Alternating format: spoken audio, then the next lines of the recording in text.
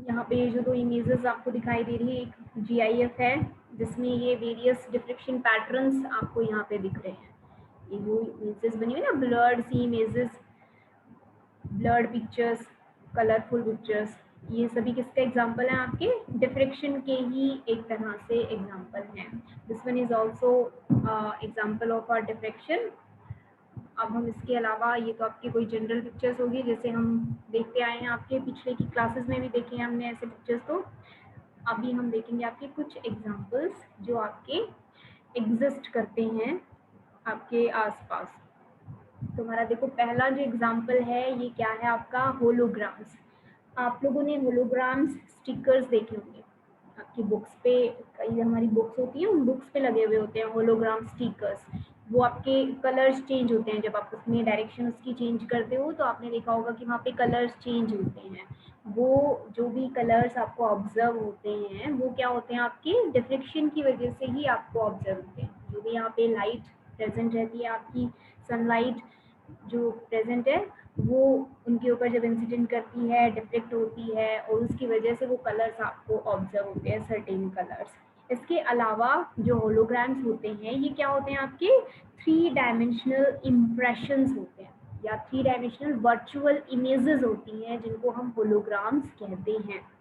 ठीक है, यहाँ पे आपकी मैंने हर एक के साथ कुछ डिटेल्स भी लिखी हैं। वो डिटेल्स सिर्फ आपके नॉलेज के लिए हैं, आपको ऐसे एज सच उनको कुछ देख याद करने की आपको ज़रूरत नहीं है। आप उनको एक बार सिर्फ देख लोगे कि व्हाट इज दीज थिंग्स। तो यहाँ पे देखो आपको 2 इमेजेस दिखाई दे रही है जिसमें यहाँ पे देखो एक पूरा का पूरा इमेज, 3 डायमेंशनल इमेज आपको ऑब्जर्व हो रहा है। तो ये क्या है? आपका एक होलोग्राम है। और ये होलोग्राम जिस वजह से बनता है वो किस वजह से बनता है आपका? ये आपके डिफरेंट वर्जन्स होते हैं, डिफरेंट डिफरेंट तरीके से लाइट आपकी डिफ्रेक्ट होती है और उस वजह से इस तरह की 3 डायमेंशनल इमेजेस आपको दिखाई देती हैं। तो ये दोनों एग्जाम्पल, जैसे यहाँ पे ये फ्लावर का आपको इमेज दिखाई दे रहा है, वर्चुअल इमेज, फ्लावर है नहीं लेकिन फ्लावर हमें ऑब्जर्व हो रहा है।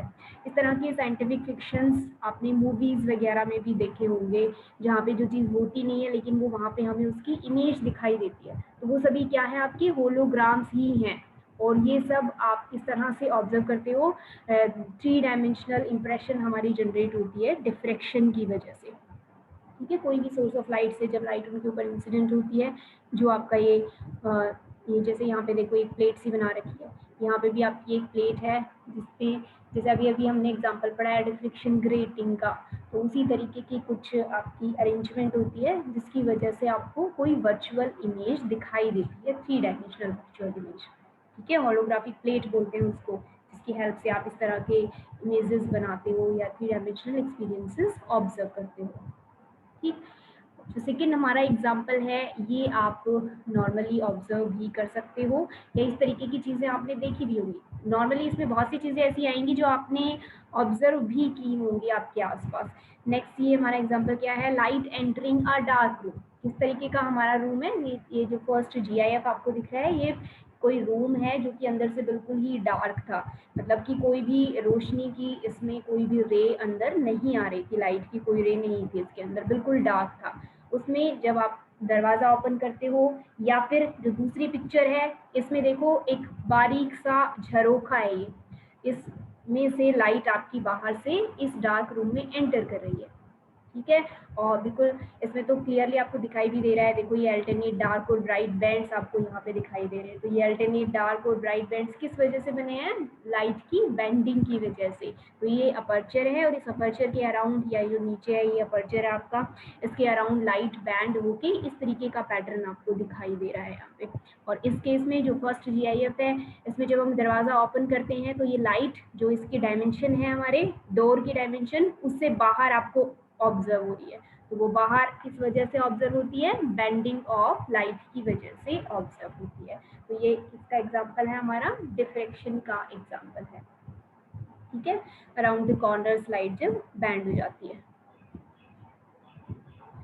ठीक, नेक्स्ट ये एग्जांपल है, ये आप अभी इसको ऑब्जर्व भी कर सकते हो क्योंकि अभी फिलहाल आपका रेनी सीजन चल रहा है। तो जब भी क्लाउडी मॉर्निंग होती है ना, तो जब सुबह सन राइज होता है उस टाइम पे इस तरह की चीज़ आप अभी फिलहाल भी ऑब्जर्व कर सकते हो।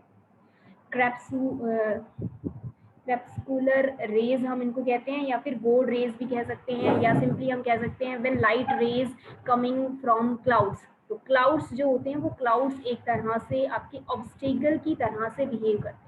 एक तो सीधे जब सनराइज होता है और रोशनी आपकी बिना क्लाउड्स के हमारे पास आती है तो यूनिफॉर्म आपको रोशनी दिखाई देती है हमारे चारों तरफ, जो हम रोजाना ऑब्जर्व करते हैं। और इस तरह का चीज हमें कब दिखता है, जब क्लाउड्स प्रेजेंट रहते हैं। उन क्लाउड्स की प्रेजेंस की वजह से लाइट जो है वो सीधे आने की बजाय क्या हो जाती है, डिफ्रेक्ट हो जाती है, पाथ उसका चेंज हो जाता है, स्कैटर हो जाती है। उस वजह से हमें ये जो नीचे आपकी रेज बन रही हैं, ये आपका क्या है, एक तरह का डिफ्रेक्शन फिनोमिना आप देख रहे हो। तो ये आप ऑब्जर्व कर सकते हो इसको।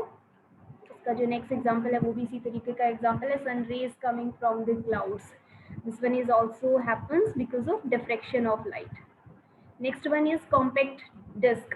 कॉम्पैक्ट डिस्क में आपने देखा होगा, अगर आपने कभी सीडीज वगैरह यूज की होंगी तो उन सीडीज में हम देखते हैं कि हमें कुछ कलर्स उसमें दिखाई देते हैं। ऐसे नॉर्मली हमें कलर्स नहीं दिखाई देते, हम उन्हें हाथ में पकड़कर अगर उसको थोड़ा बहुत ऐसे रोटेट करें, आगे पीछे उसको करें, मूव करें, तो हमें उसकी जो ये कौन सा वाला पॉलिश्ड जो सरफेस होता है, एक तरफ से तो वो आपका ओपैक्यू की तरह से होता है, लेकिन दूसरी तरफ पॉलिश्ड सरफेस होता है, तो वो उस सरफेस के ऊपर हमें सर्टेन कलर्स ऑब्जर्व होते हैं। ये किसका एग्जाम्पल है, आपका डिफ्रेक्शन का एग्जाम्पल है।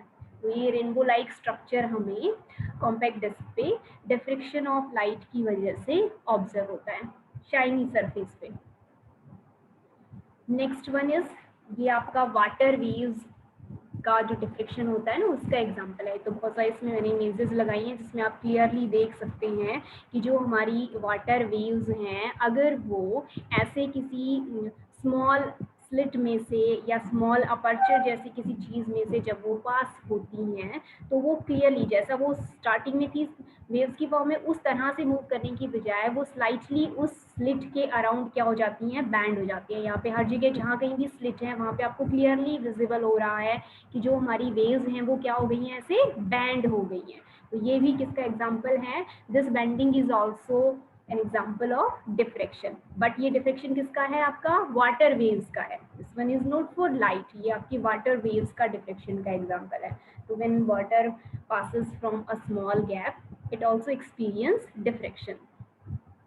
इसके बाद में ये हमारा एग्जांपल है हैलोज, जो हमारी फॉर्म होती हैं सोलर और लूनर इक्लिप्स के दौरान। तो जब भी ये चंद्र ग्रहण या सूर्य ग्रहण होता है तो वहाँ पे ये हमें सोलर या लूनर कोरोना वहाँ पे हमें ऑब्जर्व होता है, या फिर ये जो हैलो यहाँ पे बन रहा है, ये जो एक इमेज दिखाई दे रही है, ये दोनों इमेजेस तो आपकी उसकी हैं सोलर इक्लिप्स या फिर लूनर इक्लिप्स की इमेजेस हैं। इसमें ये जो आपको रिंग दिखाई दे रही है, रिंग ऑफ फायर की जैसी जो रिंग हमें ऑब्जर्व हो रही है, ये किस वजह से ऑब्जर्व होती है, आपकी डिफ्रेक्शन की वजह से ऑब्जर्व होती है। आपका जो भी किस वजह से आप देखते हो ये इक्लिप्सेस, जब आपके सन के रास्ते में या फिर मून के रास्ते में अर्थ आ जाती है ना, तो हम ऑब्जर्व करते हैं। तो उसके बाद जो थोड़ा बहुत स्पेस बचता है जिसमें से लाइट आती है, उसकी वजह से इस तरह की हैलोज हमारी जनरेट हो जाती है नॉर्मली। और ये वाला जो फिनोमिना है मून के अराउंड, ये जो हैलो दिखाई दे रहा है आपको, ये जो रिंग दिखाई दे रही है ना, इसको ही बोलते हैं हम हैलो। तो इस तरीके की इमेज आप विंटर्स जो जब होती है तो विंटर नाइट्स में हम इस तरह की इमेजेस ऑब्जर्व कर सकते हैं, जब क्लाउड्स प्रेजेंट होते हैं, क्लाउडी नाइट होती है ना, उस टाइम पे इस तरह का चीज हम ऑब्जर्व कर सकते हैं। ठीक है, तो ये भी किसके एग्जांपल हैं, आपके डिफ्रेक्शन की वजह से ही ये हैलोज आपके फॉर्म होते हैं। और जब ये सोलर इक्लिप्स के दौरान इस तरह की रिंग हमें दिखाई देती है ना, तो उसको हम सोलर कोरोना बोलते हैं। और अगर हमें लूनर इक्लिप्स के दौरान ऐसा दिखाई देता है तो उसको हम लूनर कोरोना बोलते हैं।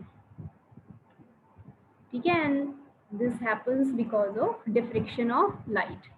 Next one is sound waves. Sound waves के केस में ये हम शुरुआत से ही कंपैरिजन करते आए हैं, जब से हमने पढ़ना शुरू किया है डिफ्रेक्शन कि what is difference between sound and light waves. और अभी हमने देखा कि वाटर वेव्स के केस में भी आपका बेंडिंग होती है जब भी वो अपर्चर्स के अराउंड मूव करती है या फिर स्मॉल स्लिट्स के अराउंड। तो this one is a simple example. Sound के केस में भी हम डिफ्रेक्शन फिनोमिना ऑब्जर्व करते हैं, और उसी वजह से हमें ज़्यादा डिस्टेंसेस तक या फिर ऑब्स्टेकल की हाइट ज़्यादा होती है, तब भी हमें साउंड आपकी सुनाई दे जाती है इजीली। ठीक है, इसका रीजन मैंने आपको पहले भी बताया है, क्योंकि यहाँ पे जो ऑब्स्टेकल्स होते हैं साउंड के केस में, उनका जो साइज होता है वो कंपैरेबल होता है साउंड वेव्स की जो वेवलेंथ होती है उनके।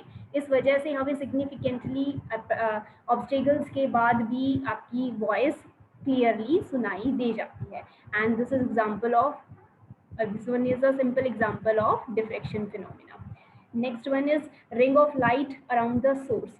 नॉर्मल आपके जो सोर्सेज होते हैं उनके अराउंड भी हमें इस तरह के रिंग्स ऑब्जर्व हो सकते हैं, वो भी किसका एग्जाम्पल है, आपके डिफ्रेक्शन का ही एक एग्जाम्पल है। ठीक है, सिग्नल प्रोपिगेशन, ये तो हमारा डे टू डे लाइफ में यूज़ होता है। जो हम फ़ोन कॉल्स अटेंड करते हैं उसमें भी जो हमारे सिग्नल्स ट्रांसफ़र होते हैं एक जगह से दूसरी जगह पे, वहाँ पे कहीं पे रिफ्लेक्शन यूज़ होता है, कहीं पे स्कैटरिंग यूज़ होती है, कहीं पे डिफ्रैक्शन फिनोमिना यूज़ होता है। इन सभी का कॉम्बिनेशन होता है आपका जो ये सिग्नल्स का ट्रांसफ़र होता है। तो रेडियो सिग्नल प्रोपिगेशन, जो आप रेडियो वेव्स की हेल्प से जो हमें रेडियो स्टेशन पे वेरियस साउंड सुनाई देती हैं, वो भी आपकी इसी चीज़ का ही एग्जाम्पल है। बेंडिंग ऑफ लाइट का एक तरह से एग्जाम्पल है। स्कैटरिंग में भी क्या होता है, लाइट बैंड ही होती है, रिफ्लेक्शन में भी लाइट बैंड ही होती है, लेकिन इनकी प्रॉपर्टीज थोड़ी डिफरेंट होती है, इसलिए इनका हमने नाम अलग अलग दे रखा है। Somewhere we call it scattering, sometimes we call it reflection, and अभी जो हम पढ़ रहे हैं वहाँ पे हम इसको क्या बोल रहे हैं, डिफ्रेक्शन ऑफ लाइट बोल रहे हैं। वो वहाँ पे भी यही रहा है कि जो नॉर्मल पाथ था लाइट का वो फॉलो करने की बजाय लाइट ने अपना पाथ चेंज कर दिया, डेविएट हो गई वो अपने पाथ से, तो उस वजह से वो डिफ्रेक्टेड हम कह रहे थे। और जो हमें स्क्रीन पे लाइट की वजह से पैटर्न दिख रहा था वो बिल्कुल अलग था, डिफरेंट था, इसलिए हमने उसको एक डिफरेंट फिनोमिना का नाम दिया। ठीक है, तो diffraction is responsible for the phone calls you are able to attend. This one is also an example of diffraction. कि भाई, तो ये सारे हमारे कुछ एग्जाम्पल्स थे जो हमने अभी रीड किए।